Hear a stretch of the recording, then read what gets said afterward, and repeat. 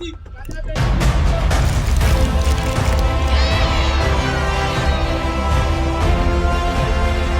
a bid to empower the boy child, Standing Up for Boy Child Initiative Zambia, with various organizations, recently organized a program. The initiative aimed to equip young minds with essential life skills, focusing on health, education, and personal development.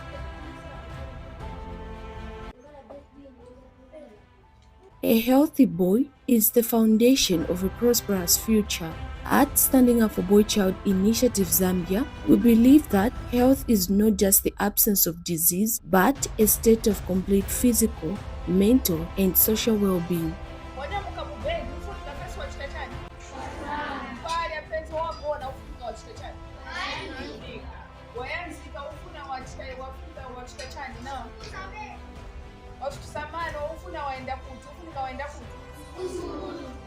From bed washuka mani ungatupi soyabwera ukamba tinamwomba unafunika kukala wafini naye maneozi yafunika yankala yasho madizizi yamachokera kuva waja gokuja maneozi yako yali. Our segment emphasized the importance of maintaining good health. Despite their passion, these young boys face various challenges that hinders their growth and development. Because some of us, we don't have money to go to different places and go and have fun with some other kids, and have enjoyed this event. And as a boy child, I want to say that my challenges are I don't have a school uniform and a bag and books.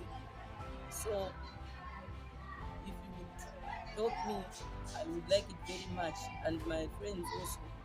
Some of us we don't sit comfortably, and books we borrow from our friends to use to school. So I would like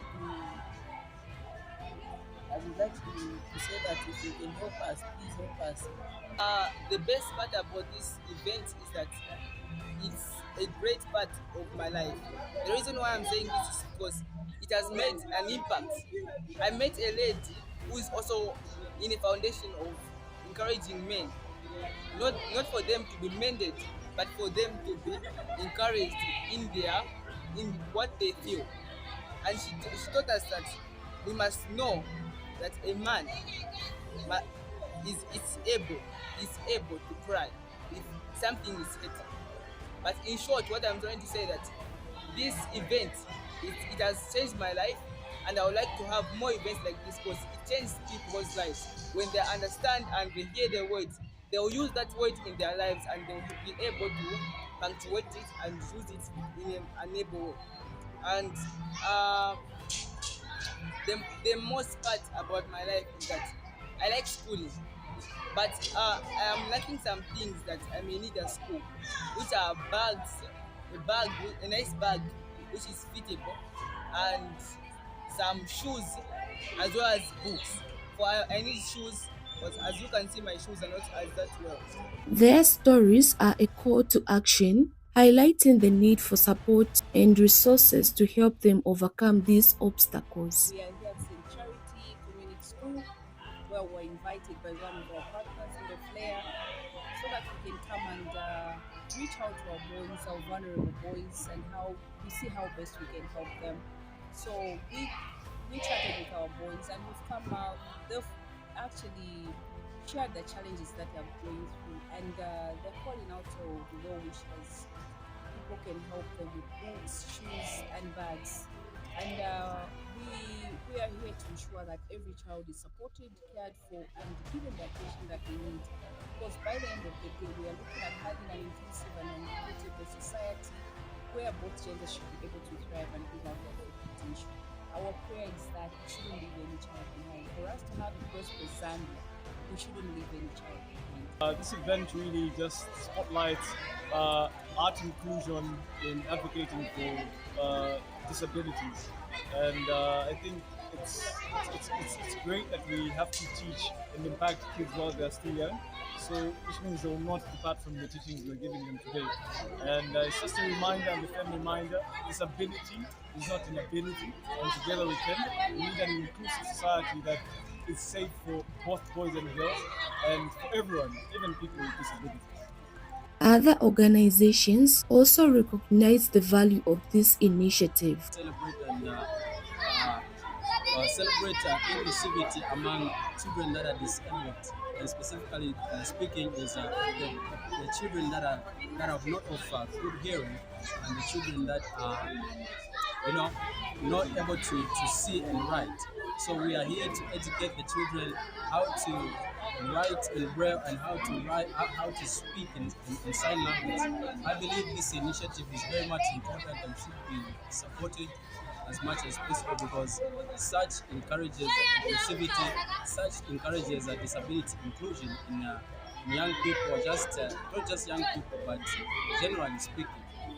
If we are saying disability inclusion is a mandate, it means it is a necessity for all of us to learn things like sign language and Braille, for us to bridge the gap between persons with disabilities and persons without disabilities.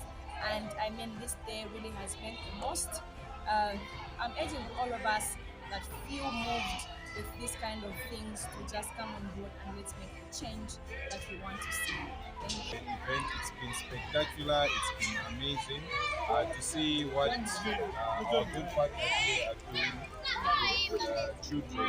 We've learned about Braille, about sign language, and the good it does in the community, which is, of course, avoiding stigma and including everyone. We've learned that people should learn to be inclusive, learn to love one another, and find, the mediator of communication with people who are living with disabilities. So here, children are getting to know how to write with Braille, how to communicate with sign language, with people who are having, visual impairments, people living with disabilities, and so on. So such activities hold a very huge impact in these young people's lives, and is actually turning out to be one of those engaging activities or events that should bring a success, or rather improvements to young people's lives. I urge that any other government officials, any other organizations that may be interested in such events, such activities,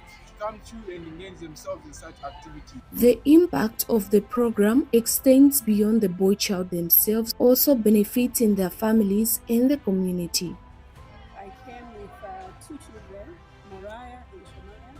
Both of them started learning sign language and are doing fine. And last month, I started teaching them Braille. And so at the moment, they've mastered Braille alphabet at least up to letter J. So I feel as a parent, it's good to encourage children to learn different ways to communicate with the deaf and also with those that are visually impaired. And this in turn teaches them to be kind to one another and to be helpful. Whenever my boy is interacting with the deaf, he's always, paying attention to get to hear what the able or those that speak are saying so that he can interpret. And for me as a mother, that gives me so much joy, knowing that my child is being helpful even in day-to-day lives. So as parents out there, let's make sure we encourage such skills in our children, and also let's mingle with those that are less privileged, so that they also feel loved and cared for. Learning Braille, also learning sign language, and it's just been a very fun and interactive activity. I'm very grateful for the sponsors that came on board and partnered with Edcare to make this possible. This opportunity allows the children to also be exposed to learning mechanisms that they don't know, or maybe are not aware of because of the privilege that they have, which is they can read, they can see. Together, we can create a brighter future for our boy children. Join us in empowering the boy child.